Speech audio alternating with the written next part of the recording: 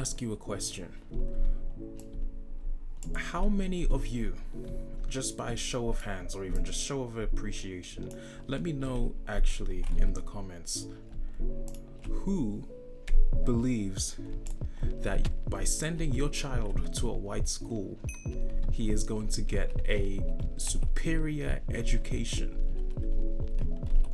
I've got another question too. Who believes that your child is developed and trained at his optimal best to be self-sufficient in that institution, being that white institution? Final question. How many of those kids, those white kids who attend those white dominated institutions, do you think are spudding fists with your children, your black children, and actually telling them and commending them for all the good things that their people have done in history? Okay, yep. There's silence for a reason, and I'm just gonna take that as it stands.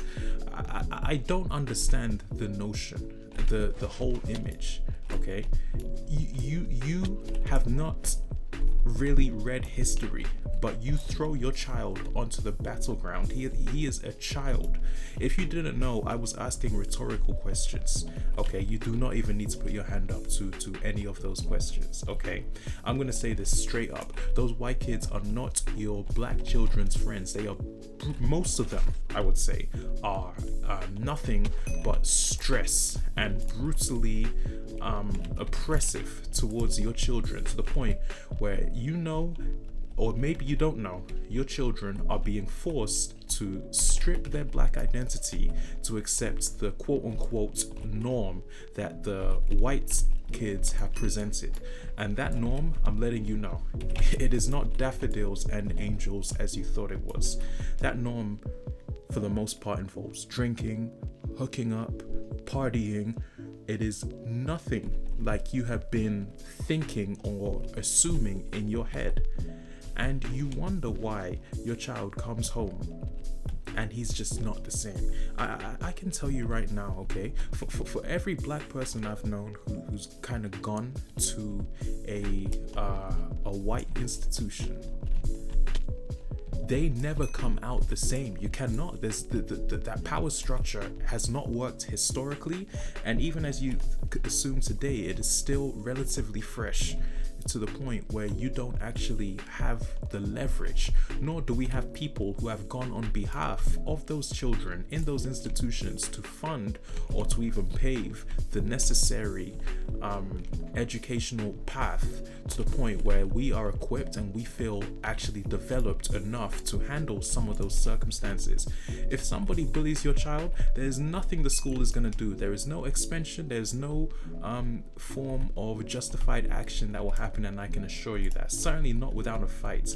And you cannot tell me that you have prepared your children to fight in those schools when your children are coming home whiter than ever, white as snow, craving nothing but white attention, and you still have the audacity to tell me that this is a superior education.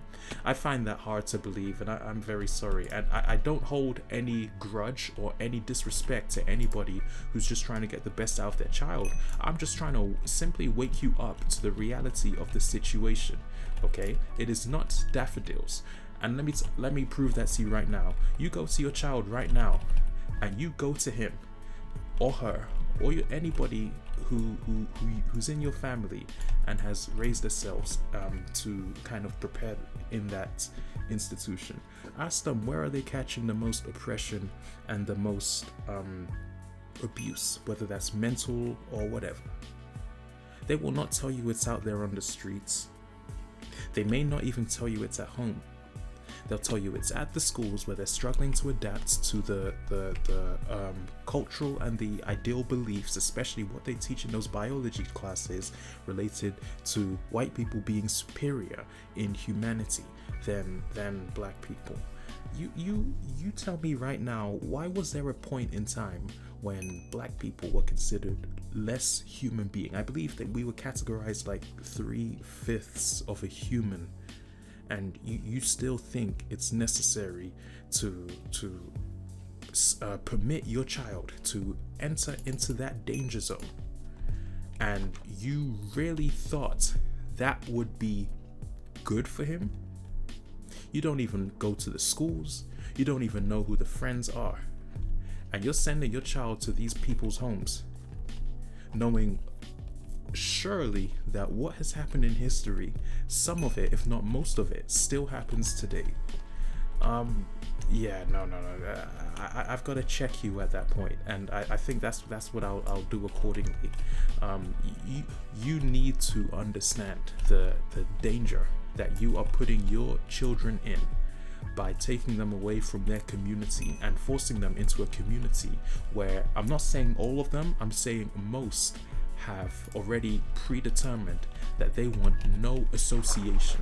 They want nothing to do with you, whether that's historically or even presently, okay? None of these kids can vouch for the fact that they feel like everything is working out well. Certainly not in those environments. And I get it, it's tough both ways, right? Like we got problems back within our own communities, but we're not gonna solve those problems by running away from it. And this is what you're indoctrinating to your children. So this is the only thing I suggest, okay? That you develop an idea and at least a sense of belief that whatever's going on can easily be at least discussed. That you can at least take some action to form a board for your school, a board for the child's school, a neighborhood board, a community board that can actually protect these children, because I'm telling you right now, you have no idea what they've been through. You have no idea what they're going through. They're not telling you because they know if they open their mouths and if they express concern, they know exactly what your reaction is going to be. Believe me, black kids are smart. They know exactly what you're thinking. Oh no, not that good school, not that good community, not that good white man who enslaved all your people back in the old era, and still carries that doctrine today, contrary to what the law has said. We know those practices are still evident and apparent. So this is the problem. This is the only issue that I feel like you don't know how to focus on when it comes to you being a little bit more understanding and especially relating to your child, right?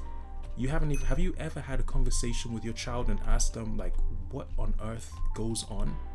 Do you know what those teachers do? You don't know the favoritism they have. You don't know the secret concepts of kind of paying your way through, which is permitted for white kids and the teachers, but rarely for black kids. And I'm speaking on behalf of all school boards, because you cannot tell me that these school boards are equipped to deal with black people when black people have presented the highest dropout rates and ultimately some of the worst performances as a collective. That's not a reflection of the student. It's a reflection of the fact that there is not a educational sense of support. And this is the problem that I feel like we need to truly address.